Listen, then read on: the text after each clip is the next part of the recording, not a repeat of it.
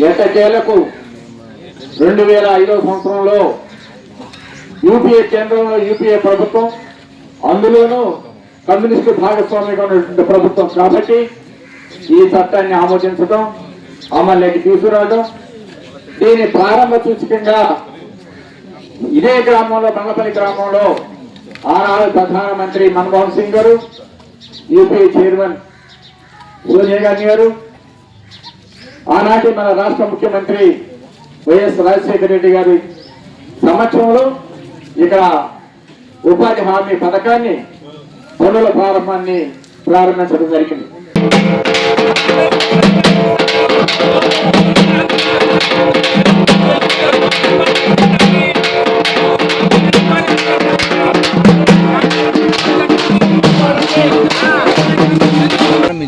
ప్రారంభించిన తర్వాత ఈ మండల వ్యాప్తంగా ఈ ఉపాధి అవినీతి చాలా కూరుకుపోయిందని ప్రజలంతా చర్చించుకుంటున్నారు. దీనికి ఏమంటారు? ఈరోజు మనము కొత్తగా అయినటువంటి ఎమ్మెల్యేలని చూసినప్పుడు అర్థమవుతుంది. కొత్తగా ఎన్నికైనటువంటి ఎమ్మెల్యేల దగ్గర అధికార పార్టీ కార్యకర్తలు ఏం కోరుతున్నారా అంటే మొట్టమొదటి ఈ స్టోర్ కోరుతారు. దాని తర్వాత ఇప్పుడు కొత్తగా వచ్చినది ఏమంటే బెల్ట్ షాప్ అడుగుతారు. తర్వాత మూడోది వచ్చి ఫీల్డ్ అసిస్టెంట్ కావాలని పోటీలు పడతారు గ్రామాల్లో.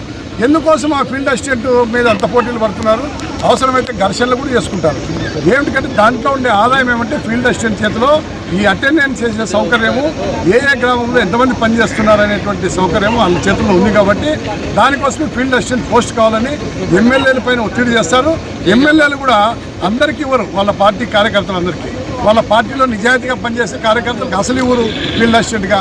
వాళ్ళకి కనసన్నల్లో ఉన్నటువంటి వాళ్ళకి నయానో భయానా ఉండి వాళ్ళకు కూడా కొంత మొత్తాన్ని ముట్టజెప్పేటువంటి వాళ్ళకి మాత్రమే కొంతమంది శాసనసభ్యులు దీన్ని చేస్తూ ఉన్నారు.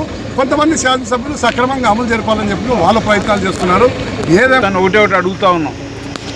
ఉపాధి హామీ చట్టానికి తూట్లు పొడిచే కార్యక్రమం జరుగుతుంది. దానికి వెంటనే స్వస్తి పలకాలని, జాతీయ గ్రామీణ ఉపాధి హామీ పథకానికి నిధులు పెంచాలని మరి ఇవాళ డిమాండ్ చేస్తూ ఉన్నాం.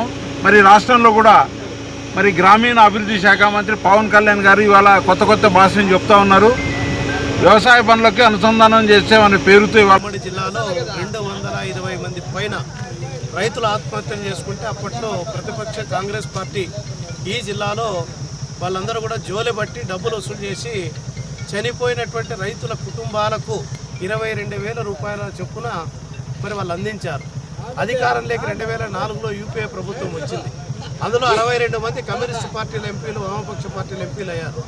కేంద్రంలో మంత్రివర్గంలోకి చోటు ఇస్తామని చెప్పి వామపక్ష పార్టీలు చెప్తే కేంద్రంలో మంత్రివర్గంలోకి చోటు వద్దని 3 చట్టాలు కావాలని చెప్పి ప్రజల పక్షాన్ని అడిగినటువంటి పార్టీలు సిపిఐ, సిపిఎం పార్టీలు. అందులో భాగంగానే ఉపాధి హామీ చట్టం, right to information act, tribal act, ఈ 3 యాక్ట్లను కూడా ఈ దేశ ప్రజలకు సుపరిచయం చేసింది. ప్రజలకు లబ్ధిని